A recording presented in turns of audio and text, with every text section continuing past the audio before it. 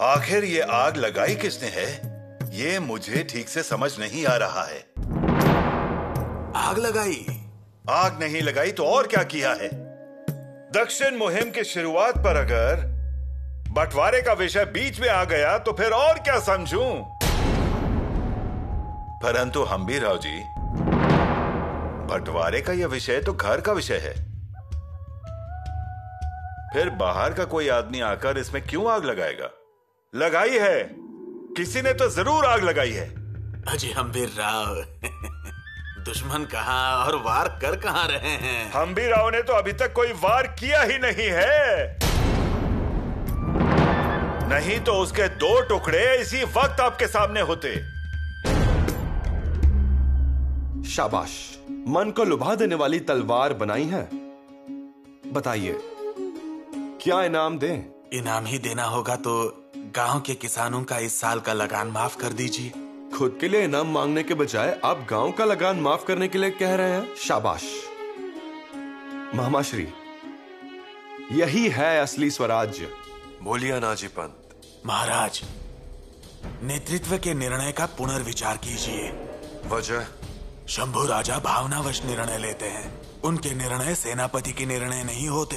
अथनी की मुहिम में भी बब्बर खान को जीवन दान दिया था।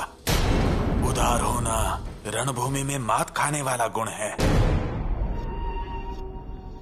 हमारे भाई एकोची राजा की भी कोई तो खबर जरूर होगी। जी महाराज, नहीं मतलब आप आने वाले हैं ये खबर उन्हें दे दी गई थी, लेकिन उनकी ओर से कोई खास उत्साह नहीं दिखा। जब हम उनसे मिलेंगे तो शायद उनका जोश बढ़ेगा, ऐसा लगता है हमें। इसका मतलब बहिर जी, हम दक्षिण जाने के लिए तैयार हैं। सही कहा ना? जी महाराज, आप कभी भी निकलिए। आगे के रास्ते में खतरे नहीं हैं और आप जैसे जैसे आगे बढ़ेंगे वैसे वैसे चीजें बदलती जाएंगी। बढ़िया। बहिर जी, अब दक्षिण के बारे में हमें कोई शंका नहीं है, लेकिन क्या रायगढ़ भी उतना ही साफ है? जी समझ गया। हमारे बाहर आने से पहले किले का वातावरण जरा एक बार देख लीजिए। वक्त कम है। जी। हवा कौन सी दिशा में बह रही है? किले पर चूहे आते हैं, घर बनाते हैं। आजकल मनुष्य की फितरत भी बदल गई है। कई लोग स्वार्थी बन गए हैं। वो देखिए। जी। हमारी दक्षिण अभियान निर्धोक होने के लिए रायगढ़ भयहीन होना चाहिए। जाकर देख लीजिए। किसी भी प्रकार का शक हुआ तो हमें तुरंत खबर कीजिए। बहिर जी, आगे से 1-1.5 साल हम किले पर मौजूद नहीं होंगे, इसलिए अगर रायगढ़ को खतरा है तो वो कहां से है, कौन सी दिशा से है, यह हमें मालूम होना चाहिए। अगर घोंसले के आसपास सांप हो तो ऊंचा ऊपर उड़ने का कोई मतलब नहीं है। काम शुरू कीजिए। अगर फौज की आखिरी टुकड़ी किले से नीचे उतरने से पहले अगर हमें कोई खबर मिली तो हम उस पर जरूर विचार करेंगे, क्योंकि वो स्वराज्य के हित में होगा। जी महाराज, सारी की सारी खबर आप तक पहुंचा दूंगा।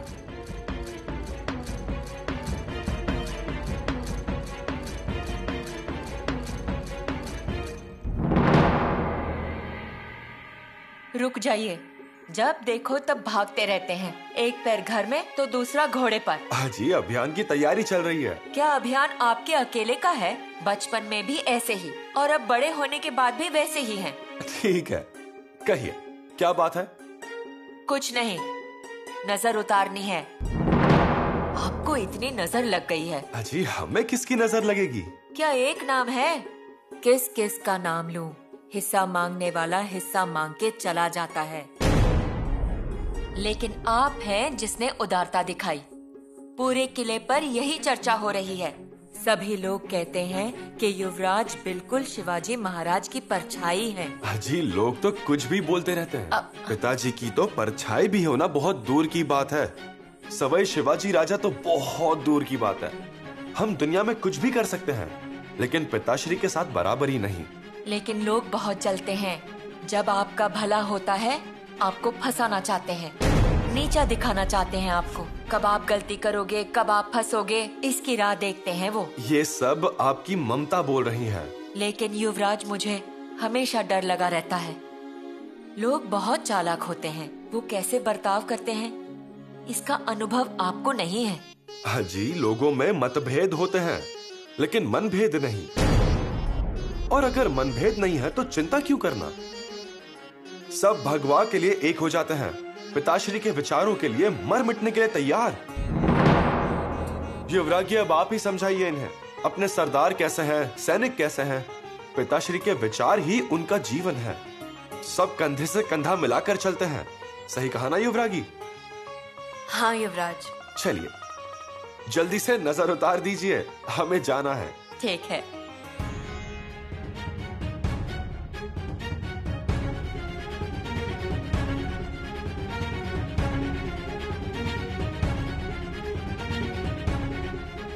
अब जाइए आप, बिना किसी डर के।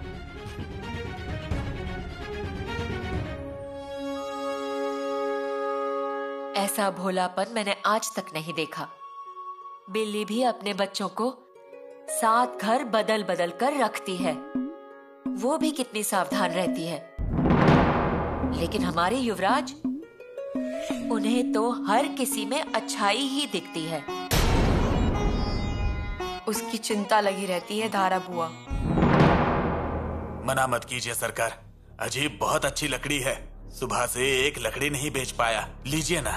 कितना देना है आपको इन लकड़ियों का? अब आप दे दीजिए अपने हिसाब से। और एक बात, मालिक की अगर पुरानी धोती होगी तो वो भी दे दीजिए। ठीक है, अंदर रख दो और अच्छे से साफ भी कर दो। हाँ जी जी जी।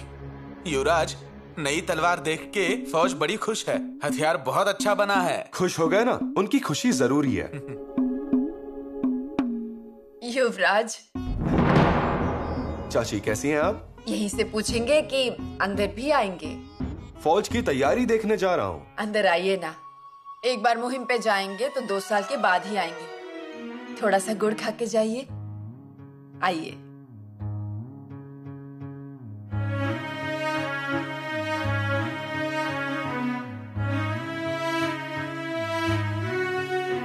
बैठिए, मैं आती हूँ।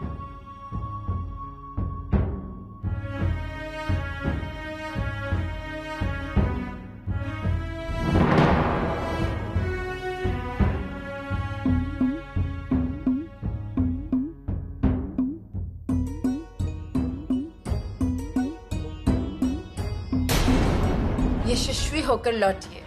आपके विजय हो। रात दिन मेहनत कर रहे हैं आप। माँ भवानी की कृपा से आप हमेशा कामयाब होंगे। आपका आशीर्वाद सदा हमारे साथ रहने दीजिए। मुंह मीठा कीजिए, लीजिए।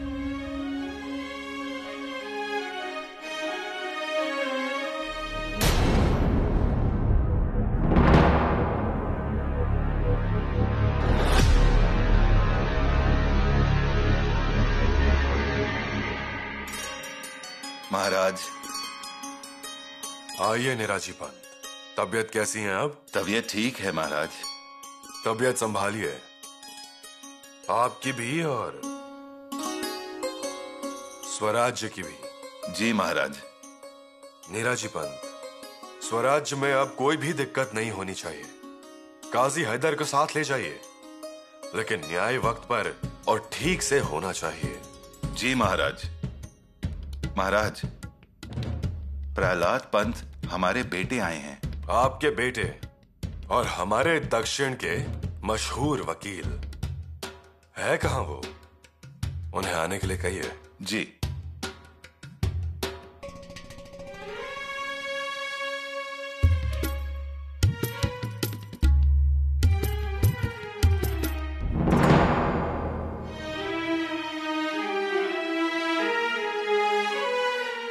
महाराज।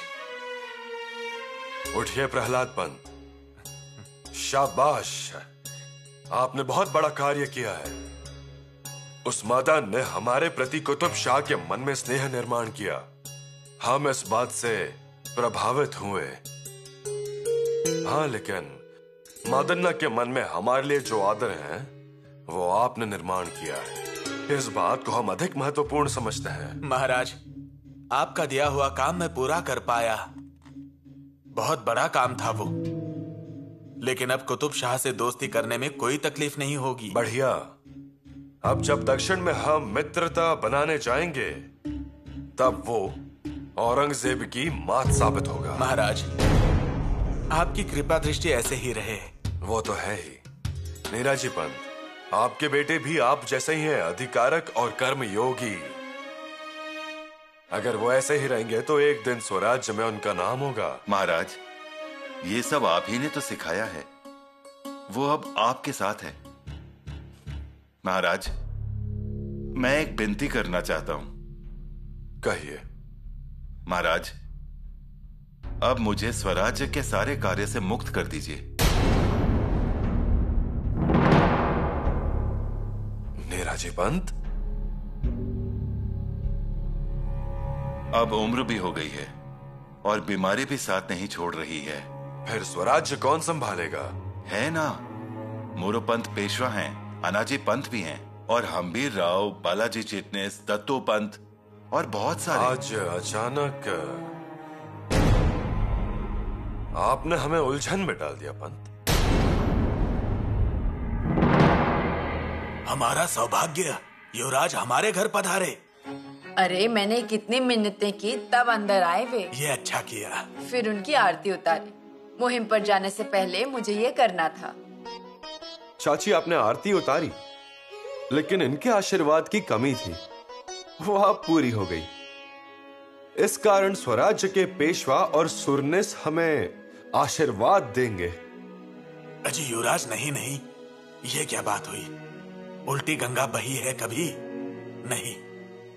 और हमारा आशीर्वाद हमेशा आपके साथ होगा। वो तो है ही।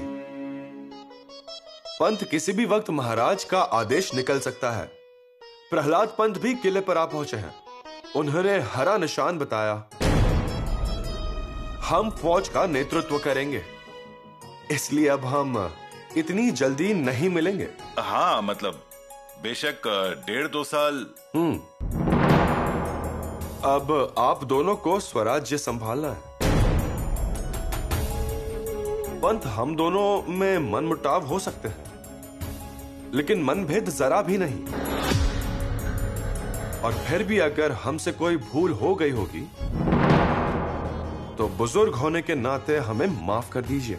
युवराज, अनाजी पंत, पिताश्री का संकल्प पूरा करने के लिए हम में एकता होनी जरूरी है। युवराज, आप चिंता मत कीजिए, निश्चिंत होकर जाइए, हम ख्याल रखेंगे। वो तो आप रखेंगे ही, लेकिन फिर भी कहना हमारा कर्तव्य है।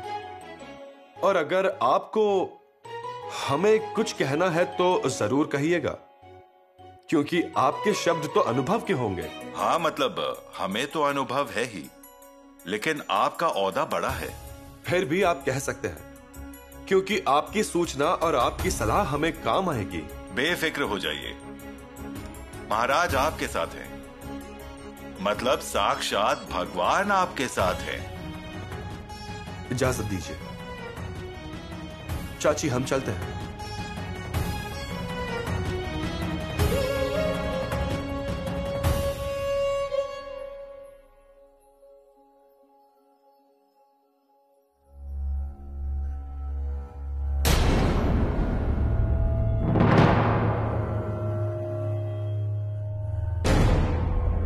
पंत, युवराज का दिल तो साफ है। दिल साफ है या दिल में सांप है, यह आप तय कीजिए।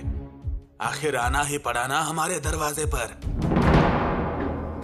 फिर आज पैर छुए हैं, कल साष्टांग प्रणाम करेंगे। हाँ, जरूर करेंगे। अब दक्षिण जा रहे हैं, सही सलामत लौट आए तो अच्छा है। मतलब पंत? अजी, युद्ध भूमि है वो, कहीं से भी तीर आता है, भाला आता है, गोली आती है, गोला आता है, किसी की जान का भरोसा थोड़ी ही है। आप सही कह रहे हैं। और वैसे भी दक्षिण संभाजी नाम के लिए अच्छा नहीं है। मैं समझा नहीं। अजी महाराज के बड़े भाई संभाजी राजे, उधर ही उन्हें तोप का गोला लगा था ना।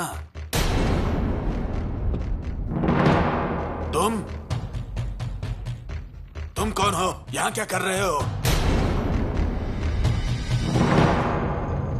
पंत, आपको ठीक से झूठ बोलना भी नहीं आता। नहीं महाराज। फिर अचानक से ऐसा निर्णय नहीं महाराज, ये तो मेरी विनती है। पंत, आपको अच्छी तरह पता है कि हम दक्षिण दिग्विजय के लिए निकल पड़े हैं और ऐसे आपातकालीन वक्त में आप निवृत्ति की विनती कर रहे हैं। ये बात हमें समझ नहीं आई। महाराज ऐसा कुछ भी आप मत सोचिए। हमारे मन में कुछ भी नहीं है पंत। आपका मन साफ कर दीजिए। बीमारी का बहाना करके अपने पुत्र को आगे मत कीजिए। महाराज। पंत, क्या हुआ है? इस अभियान को लेकर आपके मन में कोई संदेह है? हमारे मन में कोई भी संदेह नहीं है महाराज, लेकिन दक्षिण अभियान में आप दोनों पिता और पुत्र एक साथ मत जाइए। वजह? आप दूर का देखने में माहिर हैं, पर रणभूमि पर कब क्या होगा ये कोई नहीं कह सकता। इसीलिए हमारी इतनी विनती है आपसे कि... लेकिन पिताजी, दक्षिण में कोई मुश्किल तो नहीं है? दक्षिण का वातावरण तो ऐसा है कि जिस दिन हमारी फौज कूच करेगी उसी दिन दक्षिण को काबू में कर लेंगे। हुसैन मियानी का विरोध हो सकता है, लेकिन उसे तुरंत खत्म कर सकते हैं। हमें आंखों के सामने देवगिरी दिख रहा है। देवगिरी में जैसे पिता और पुत्र दोनों की एक साथ हार हुई, इसीलिए देवगिरी का डर एक क्षण में खत्म हो गया। पिता हार गया, अब दुश्मनों को उनके पुत्र का भी कोई मूल नहीं रहा है। इसीलिए देखते देखते देवगिरी साम्राज्य मिट्टी में मिल गया है महाराज। इसीलिए कह रहा हूं, पहले की हुई गलतियों को याद कीजिएगा। हम आपके कहने का मतलब समझ रहे हैं। और रायगढ़ पर ध्यान देना बहुत जरूरी है।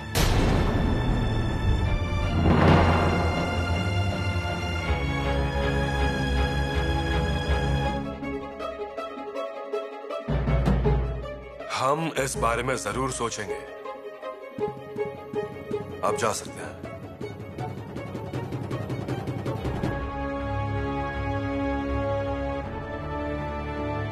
नेराजी पंत ने देवगिरी के पिता पुत्र का कारण बताया,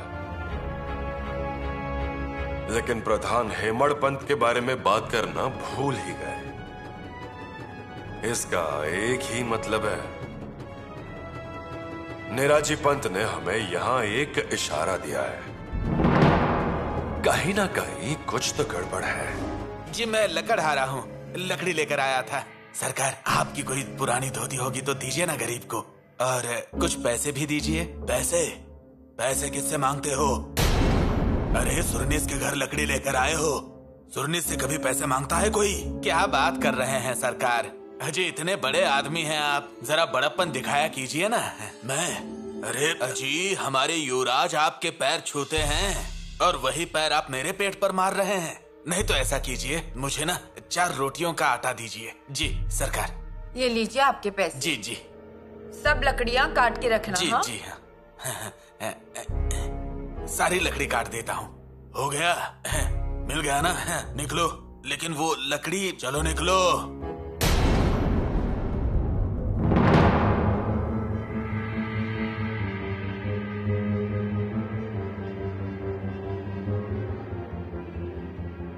पंत, होशियारी देखी आपने?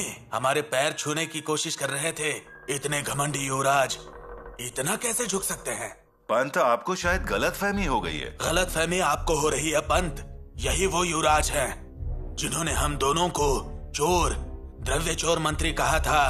भूल गए? मैं भूला नहीं, पर पंत हम बस एक बात को लेकर बैठे हुए। अपमान को कभी नहीं भूलना चाहिए। और दूसरी बात, हम उसे नहीं भूलें तो वो हमें छोड़ती नहीं। ये भी सही है। हर जगह हमारा अपमान किया और अब आए हैं मक्खन लगाने। लेकिन वो कहाँ जानते हैं सन्नाजी को? पर पंत, हम क्या कह रहे हैं? अगर वो कह रहे हैं कि जो कुछ हुआ उसे भूल जाइए, तो हम भी उसे पकड़कर क्यों रखें? पंत, आपसे बेहतर तो वो लकड़हारा है। अजय उसके पास कम से कम खुद की कुल्हाड़ी है, रस्सी तो है, लेकिन आपके पास तो कुछ भी नहीं है। ऐसा नहीं है, लेकिन पर 2 साल तक हमारे सामने कोई तकलीफ नहीं। अब आप देखिएगा। पंत, वो महाराज हैं, कुछ गलत करोगे तो फंस जाओगे। और फिर महाराज भी अच्छी तरह से बंदोबस्त किए बगैर जाएंगे नहीं। आप देखिए पंत, इस समय आपको हाजिर वही वजीर इस बात की प्रचीति मिलेगी।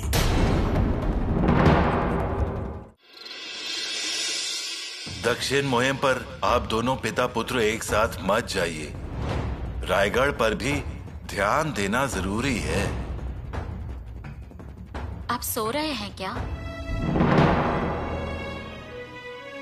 नहीं। सो भी जाते तो आज हम आपको उठा ही देते। हे भगवान, आज आप हमसे बातें करने की ठान के आई, ऐसा लग रहा है। तो फिर क्यों ना करें? हम छत्रपति की पत्नी है, हम इतना तो हमारा हक है ही। पर रानी जी, हम किले पर उपस्थित नहीं होंगे तब भी ऐसे ही रहिएगा, ऐसी हम उम्मीद करते हैं आपसे। परंतु आप कितने दिनों तक किले पर उपस्थित नहीं रहेंगे? सच बताइए, कितने दिनों की है ये मुहिम? पुतला रानी जी, मुहिम की अवधि अभी नहीं बता सकते आपको, लेकिन हमें लगता है कि ये मुहिम 1.5-2 साल तक तो चलेगी ही। इतना लंबा समय हम आपके चरणों के दर्शन नहीं कर पाएंगे। पुतला, मूल रूप से हमारे दिन की शुरुआत आपके चरणों के दर्शन लेकर ही होती है। रानी जी, ये जो आपकी श्रद्धा है, इसकी वजह से हमें घुटन महसूस होती है। पर हमारा जीवन सार्थक हो जाता है। महाराज, हमें आपके दर्शन नहीं होंगे तो क्या आपकी एक वस्तु हमें देंगे? क्या चाहिए आपको? हमारी तलवार या फिर हमारे गले का सुवर्ण भवानी हार? आपकी पवित्र पादुका।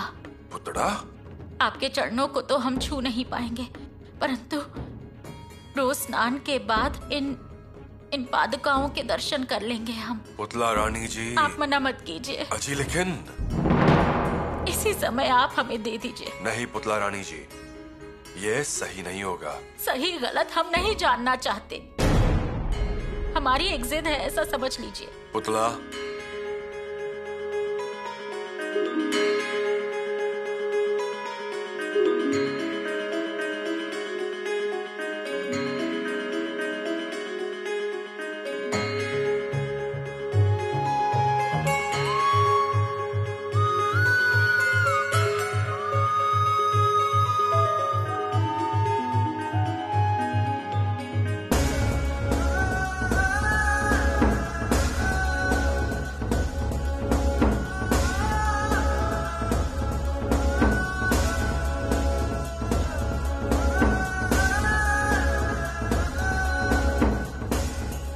ये पादुकाएं हमारे महल में पूजी जाएंगी। पुतला, तो अब आप अपने बेटे से क्या लेना चाहेंगी? शंभू राजा भी नहीं होंगे यहाँ पर 1.5-2 साल। लड़ने के लिए शक्ति। हमारे बेटे दुश्मनों के साथ तो लड़ाई करते हैं, लेकिन अपने लोगों से भी लड़ते हैं। वही शक्ति चाहिए हमें उनसे। हमारे शंभू राजा है ही इतने पराक्रमी। पर महाराज, आप जल्दी लौट आइएगा और जीत कर आइएगा। आपकी जीत के एक एक संदेश सुन के हम हर रोज एक फूल इन पादुकाओं पर अर्पण करेंगे। ये आनंद ही हमारे लिए बहुत मूल्यवान है। एक बात समझ आई क्या? कौन सी? किले की तलहटी पर कितनी चहल पहल चल रही है। हाँ, वो आप पूछिए ही मत। जिधर देखो उधर लड़के ही लड़के, लड़के ही लड़के। लगता है जैसे चींटियों का टीला ही टूटा हो। अरे युवराज के दर्शन के लिए ये बच्चों की भीड़ लगी है। जिसे देखो उसे युवराज के साथ काम करने की इच्छा अजय, है। ऐसा उत्साह तो मैंने पहले कभी नहीं देखा। आइए प्रहलाद पंत जी, आप मिले महाराज जी से? जी हो गई। इन्हें देखिए, नीरजी पंत का नाम रोशन किया है, बड़ा राजनीतिक व्यवहार करके आए हैं। जी सुना है मैंने। मादन्ना जैसे माहिर आदमी को मनाना मुश्किल काम था ना। होशियार आदमी है मादन्ना। अजी होशियार तो है ही, और चतुर भी हैं, संस्कारी हैं, सत्यनिष्ठ और निस्वार्थी हैं। उनके बिना कुतुब शाह का एक पन्ना तक नहीं हिलता। अन्ना जी पंत मादन्ना के बारे में जानते होंगे।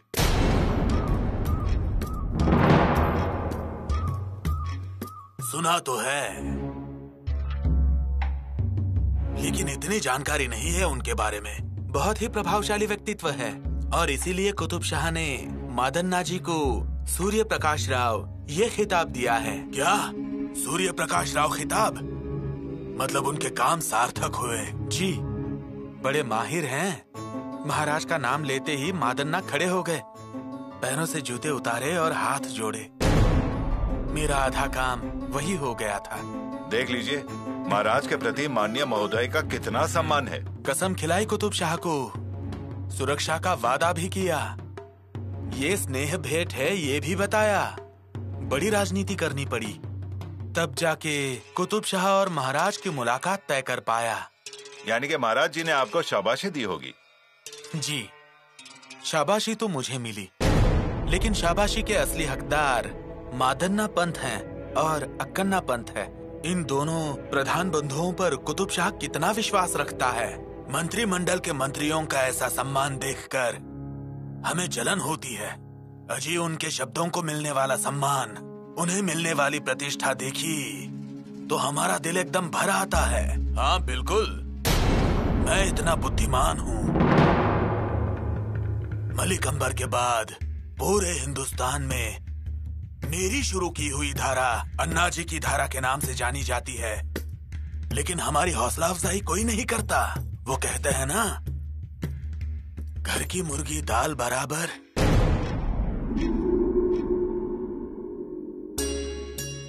ऊपर के गली की लक्ष्मी कहाँ रहती है? हमें नहीं मालूम।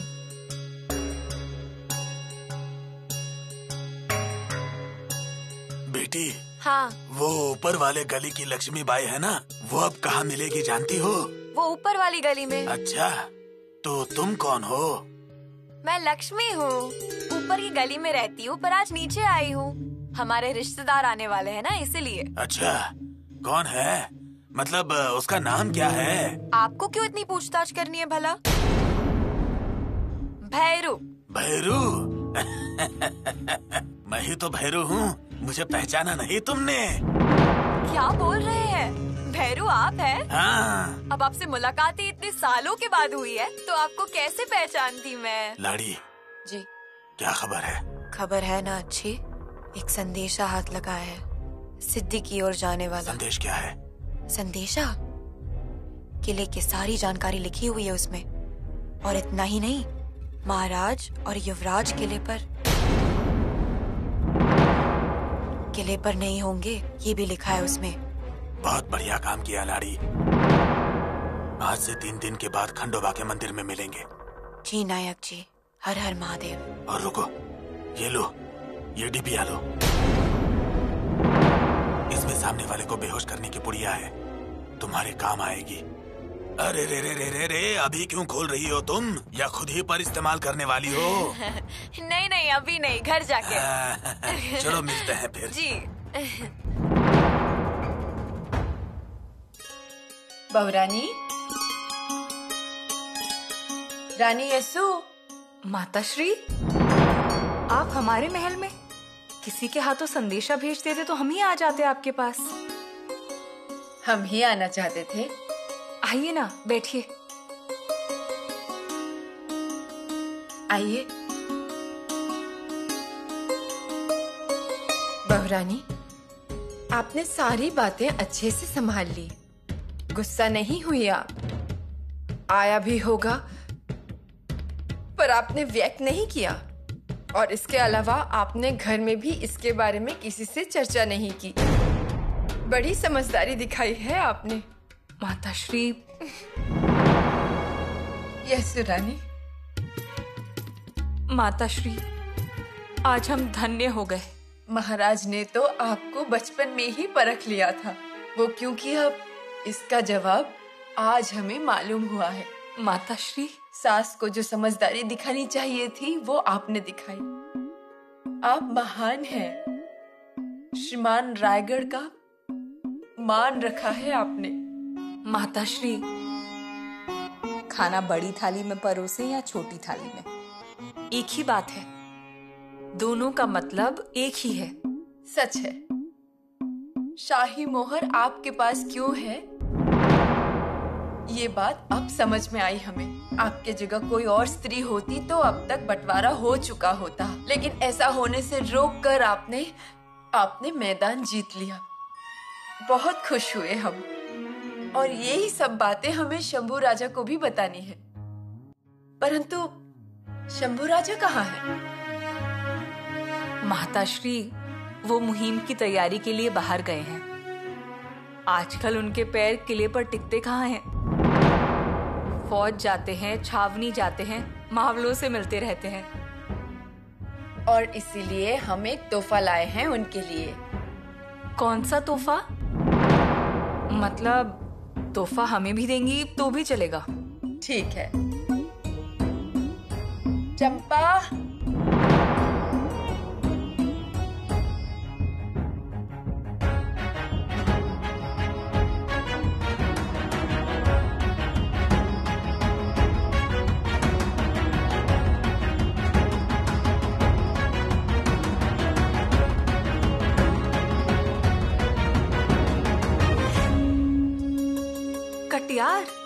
कटियार, हमारा आशीर्वाद समझ के उन्हें अपने पास रखने को कहिएगा।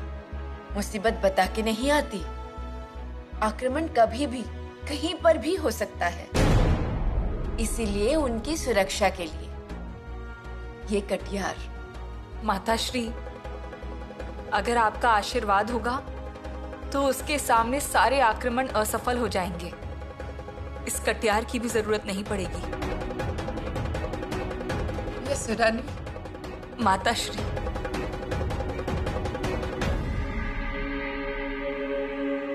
शंभू राजे जी से भेंट हो जाए तो अच्छा होगा। आज से ही वो तुझे किले पर रख लेते। माँ, ऐसा हो जाता तो अच्छी बात है। धारा दीदी, इतनी जल्दी में कहाँ जा रही हो? बाहिर जी भैया, कभी आए आप किले पर और आने के बाद हमसे मिले भी नहीं। अब मैं किले पर ही रहूंगा और आराम से भी रहूंगा, तो सोचा धारा दीदी के हाथ की रोटी खाने आ जाऊं। उसके लिए आपको कपूर होड़ाना होगा। वो तो आ जाऊंगा। ये कौन है? मेरा बेटा है, अंतो जी। मामा जी, प्रणाम करते हैं। हाँ, आयुष्मान भव। शंभू राजे जी के साथ परछाई जैसे रखूंगी इसको, किले पर भी और मुहिम पर भी।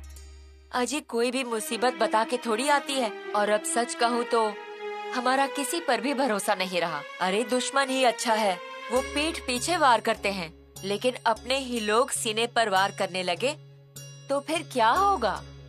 दिल की बात कही तुमने। रखो उसे फौज में और शंभू राजा के पास ही रखो। मैं तैयार करता हूँ उसे। शंभू राजा को भी जान की बाजी लगाने वाले लोगों की जरूरत है अब। हमारा भी यही सपना है। युवराज जी के लिए कुछ भी कर सकते हैं। शंभू राजा पर आने वाला पहला वार इस आंतो जी पर आएगा। उनके लिए तो हम अपना खून भी बहा देंगे। शाबाश मेरे बच्चे। आएगा आएगा, ऐसा बोलते बोलते वो दिन आखिरकार आ ही गया। हम खुद दक्षिण मुहिम में आगे होंगे। हमारी तलवार सूरज की रोशनी में चमकते हुए पिताश्री देखेंगे। बहुत ही रोमांचित क्षण होगा वो, अनोखा आनंद देने वाला क्षण। हमारा मन कब का किले से नीचे उतरकर कर्नाटक की ओर बढ़ गया है। हम पीछे मुड़कर देखते हैं तो हमें हमारे 20,000 फौज के घोड़ों की दौड़ से आकाश में उड़ती हुई धूल दिखाई दे रही है। हमारे 40,000 सैनिकों के दमदार पैरों की गूंज। हम कर्नाटक में पहुंच गए, भागानगर में भी पहुंच गए। हमारे सामने जो भी दुश्मन आया उसके सामने हम डट कर खड़े रहे। हम तलवार निकालकर वार करते ही दुश्मन हमारे शरण में आता है और संपूर्ण दक्षिण प्रांत में हर हर महादेव की जय जयकार।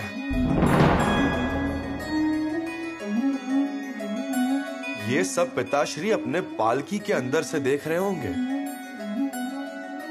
शाम को हम प्रणाम करने उनके शिविर में जाएंगे तो पिताश्री हमारे पराक्रम से खुश होकर हमें अपने गले लगाएंगे, हमारी तारीफ करेंगे, हमारी पीठ पर शाबाशी देंगे।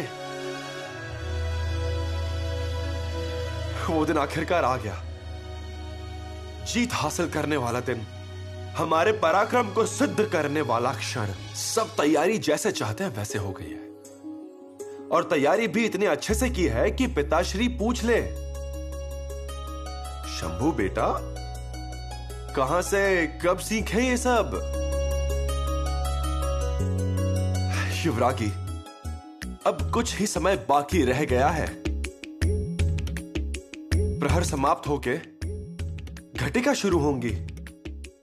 घटिका भी समाप्त होने के बाद फिर कुछ ही पल की दूरी, फिर आप हमारी आरती कीजिए, हमें तिलक लगाइए, हमारे माथे पर लाल तिलक लगाइए और फिर उस पर अक्षता लगाइए।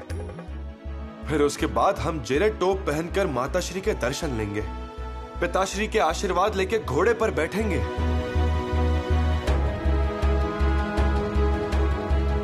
और एक बार आपको मुड़कर देख लेंगे, आपको मन में समा लेंगे 1.5-2 साल के लिए।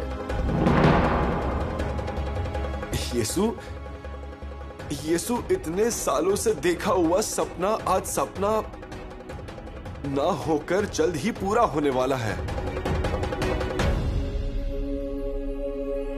हमारे जैसे भाग्यशाली हम ही नहीं, किस्मत को भी हमसे ईर्ष्या हो, अब ऐसा घटित हो रहा है। सच कहा आपने, हम भी बस उसी पल का इंतजार कर रहे हैं। युवरागी, हम कुतुब शाह को जहां मिलने जा रहे हैं ना, उस जगह को भागानगर कहते हैं। सच कहें तो यह पुराने जमाने में भाग्यनगर, हालांकि बादशाह ने उस शहर को हैदराबाद नाम दिया है, लेकिन हमारे लिए वो भाग्यनगर है। यहां पर हमारा भाग्य खुलेगा, देखिएगा आप।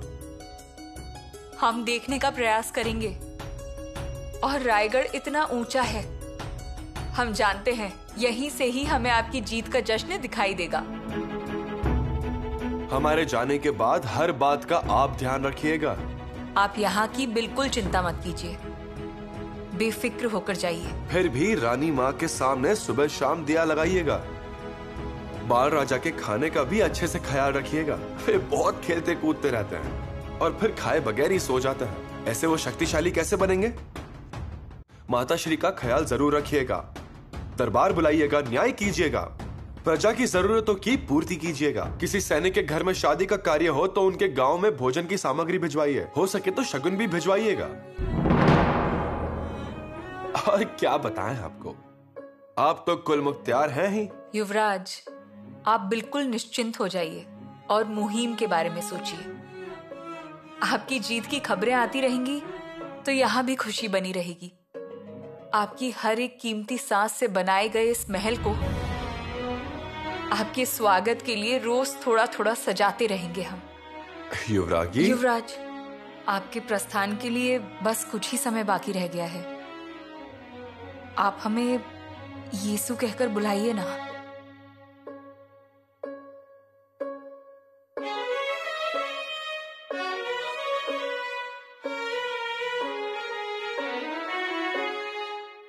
यीशु, अपना भी ख्याल रखिएगा।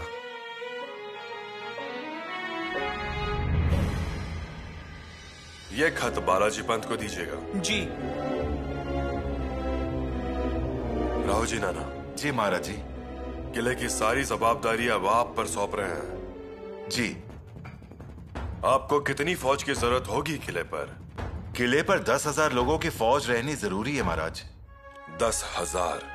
जी ठीक है। और दूसरी बात, पहरेदारों को किले पर चारों ओर ध्यान देने के लिए कहिए और किले पर 3 साल तक का अनाज भर दीजिए। जी महाराज जी। आप बोलिए। महाराज, मैं भैरू किसान हूँ जी। मुद्दे की बात कीजिए और कुछ मत बताइए।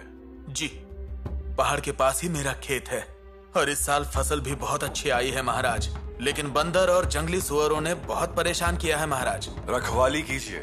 महाराज, रखवाले हाथों में पत्थर लेकर तैयार हैं, लेकिन बंदर बहुत उत्पात मचाने की कोशिश कर रहे हैं, बस हुप हुप कर रहे हैं। महाराज, बंदर निकलने का नाम नहीं ले रहे और जंगली सुअर खेत से हटते ही नहीं। हालात बड़े मुश्किल हैं महाराज।